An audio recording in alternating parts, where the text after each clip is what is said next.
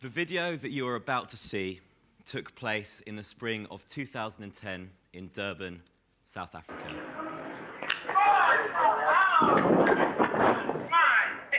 Okay, how old are you girls? Huh? How old are you? Me, 15. 15. How old are you? 16? 16. 16. Yeah. Why did Metro Police take you? They said you were sleeping somewhere, yeah? Yeah. And where do you think they're going to take you? Yeah. You're 15 years old, yeah? Yeah. What's your name? No bullshit. Nobushe. Yeah. Okay, and which police is it that's got you? Is it SAPS or Metro? Metro. Metro Police, okay. All right. We're going to follow you, okay? Okay. Come. All right.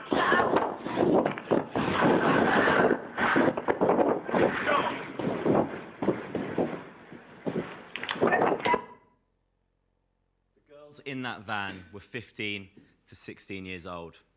They were not criminals. They had been put in the van because they were sleeping on the streets, and the city of Durban was embarrassed by their presence. The police had a routine where they would ambush sleeping street children, sometimes as young as 6 years old, violently subdue them, put them in the back of a police van and drive for 50, 60, 70, 80 miles and leave them. These children had nowhere to go but the streets. They were street children. So of course they would walk back. It would take days and they would return to Durban broken, bruised and beaten. They would return to the cycle of begging for food, of being at risk of abuse from younger children and from gangs, at risk of mistreatment from the police, and they would sniff glue to escape that reality for brief moments. Can you feel the sense of horror and injustice? No child should have to sleep on the streets. That is no way for a child to live. That same sense of injustice was felt by a group of families who visited Durban in 2007. They were connected with street children by an organisation called Umtombo. And at that time, in 2007, South Africa was buzzing. The World Cup in 2010 was only a couple of years away. And so there were stadiums going up, signs and banners proclaiming that it was coming, and people were excited. But these families began to realise that this World Cup was not good news for everyone. That practice that you saw in the video of rounding up street children was going to intensify in the build-up to the World Cup. The city of Durban and other cities in South Africa did not want the world to see street children when the focus was on South Africa. And the other thing that that family realised was that those children were not so different from their own children. They had similar hopes and similar dreams. They were similar ages. But one set of children had stable homes, access to education, and those dreams felt within their reach. The street children were denied those rights, and their future was a lot more uncertain. And so they returned to the UK, and from that trip, a conversation started. What if the world knew that these street children were there? What would they say? What if the World Cup could be celebrating the street children rather than the millionaire footballers? And what if the children had the chance to tell their stories? What would the world say then? How would the world respond? And from that idea, that conversation, the Street Child World Cup was born. I was lucky enough to be involved in this from a very early stage. A friend of mine who had also visited that same charity, Umtombo, came back and told me about this idea that was afoot. I was instantly captivated by the idea. I had to get involved. And so I offered to volunteer my time in the UK beforehand and in Durban in 2010 to help make it happen. And through lots of hard work and blood, sweat and tears, in March of 2010, the Street Child World Cup kicked off. Now, it was a very, very new venture, something that had never been done before, so there were a few anxieties about how it would pan out, how the kids would react. The first team to arrive were Brazil. And they got off the coach and went into the hostel, and waiting for them were the South African children. And there was a little bit of unease about how this would go down, how they would interact with each other. The Brazilians, they'd never traveled before. They spoke Portuguese. The South Africans spoke a few languages, including Zulu and some English. There was really not very many ways we could think of how they might communicate. But somewhere in the room was a set of bongos, which someone started to play. And one of the Brazilian kids yelled samba, and they began to dance. The South African children danced with them. And then in response, the South African children began to sing. They sung a song called Shosholoza. Shosholoza is an old protest hymn, and the title means go forward. It is a song of encouragement to those who are oppressed and those who are in need. It was so appropriate, and it became a real anthem for the tournament. And these children just smashed through the barriers of language and culture in an instant. It was phenomenal to see. We had children aged 14 to 16, boys and girls who had experienced homelessness, representing 8 different countries. The countries involved were Brazil, India, Nicaragua, the Philippines, South Africa, Tanzania, the UK, and the Ukraine. Nations represented not by pampered millionaires, but by street children. And you may have heard the vuvuzelas ringing out through your TV screens during the 2010 FIFA World Cup. Well, this time the vuvuzelas were loud in the stadium for street children. 2,000 people showed up to each game to cheer them on. It was nobody's becoming heroes.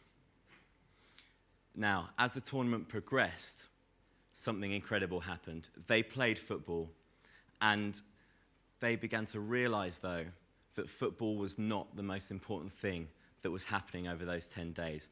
Don't get me wrong, it was fiercely competitive. And when the Indian team lifted the trophy, their celebrations were jubilant and ecstatic. There was more to do there. We had artists working with the children. As I said, there were all these different languages, so we used the common language of art to tell their story. And there was an exhibition in Durban following the Street Child World Cup, full of the art of street children, full of their hopes and dreams that many, many tourists saw, and that exhibition then went around the world. We also had a conference, an opportunity for the street children to set the agenda and to say what they wanted to see changed in the world, to say what their hopes and their dreams were. Those ideas were distilled into a document called the Durban Declaration. The Durban Declaration was taken before the United Nations. The stories of street children were being heard, and people were starting to listen. Let me take you back to that video that we saw at the start. It was actually shot on day 4 of the Street Child World Cup. The roundups have continued to when those families first witnessed them happening, up until only a few months before the FIFA World Cup. But this time, the world was watching the street children. So they were not alone when word got around that the police were picking them up. We had media racing to the scene. Blue Peter were out there with us. They were there. We had the Sun newspaper, South African TV, and we had Deloitte, the staff of Deloitte, which is one of the largest companies in the world. In all the confusion and the melee, a couple of people were arrested, one of the members of our staff and also a Sun journalist. And when they were picked up and taken to the police station, they saw a poster. And the police had always denied that they rounded up street children. They had said, we don't do it. But in the police station was this poster: Metro Police Beach Cleaning Operation. Vagrants, street kids, beggars, debris. Kids and debris in the same sentence. These are not rubbish, they are people. Contrast that with the words of Andile. Andile was the captain of the South African street child team. He said, the people, they call us street children, but when they see us playing soccer, they won't call us the street children. They'll say that they are not the street children. They'll say that they are people like us. We are people like them. That is the message of the Street Child World Cup. We are people like them, not rubbish, not to be ignored, and not to be discarded. The next day, after that roundup, was this headline in the Sun newspaper, "The Child Catchers," a photo of the girl inside of the van, and the story of what was going on was exposed. As a result, what you saw was one of the moments that led to the end of roundups in Durban, South Africa. They do not happen anymore. They did not happen during the FIFA World Cup.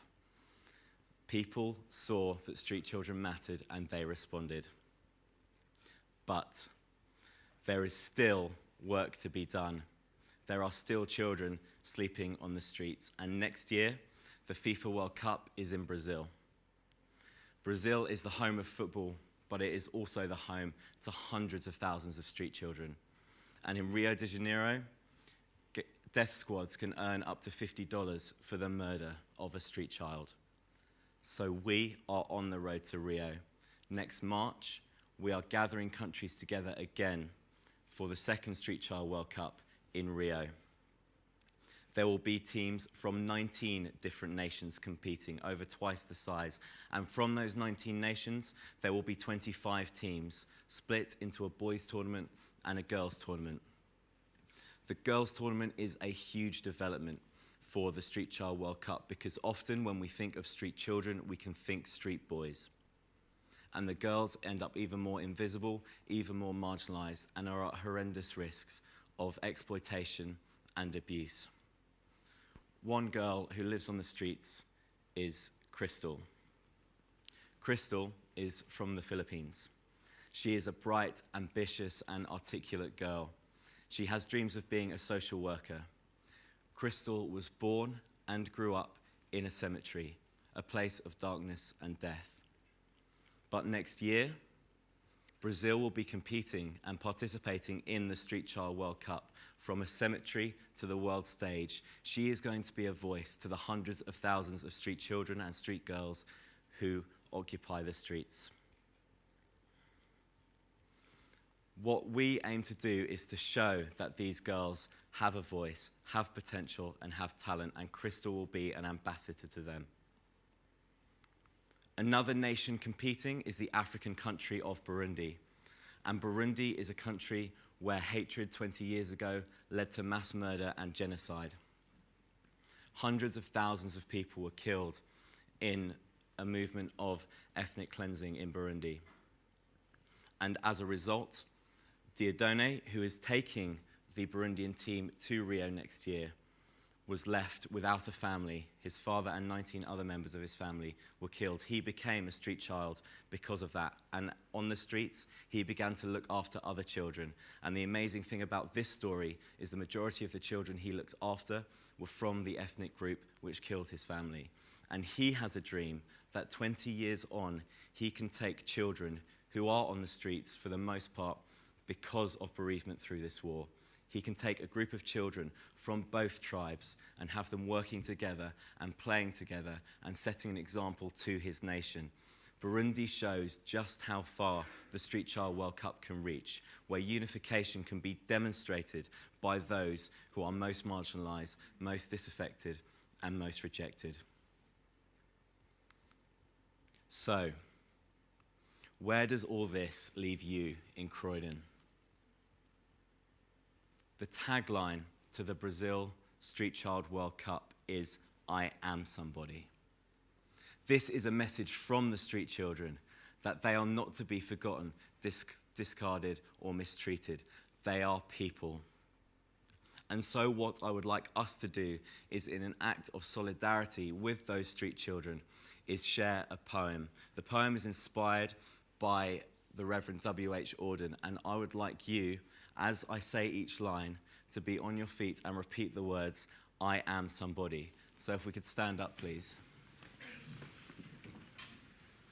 And let's just check that our voices are ready. So on the count of 3, I want you to say, "I am somebody." 1, 2, 3. I am somebody. Wonderful. Thank you. Okay. I may be poor, but I am somebody. I may be young, but I am somebody. I may be on the street, but I am somebody. I may be small, but I am somebody. I may make a mistake, but I am somebody. I'm going to have to get the next line, I'm afraid. My clothes are different, my face is different, my hair is different, but I am somebody. I am black, brown, white. I speak a different language, but I must be respected, protected, never rejected. I am a child. I am somebody. Wonderful. Thank you very much. You guys were great.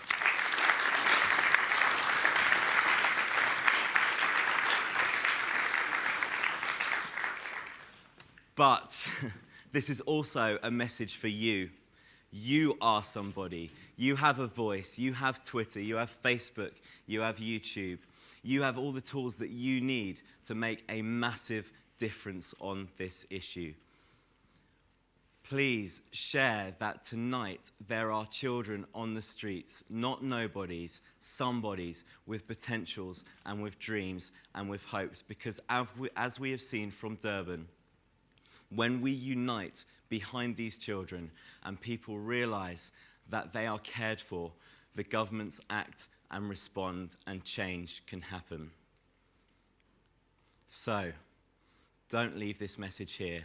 Take it out.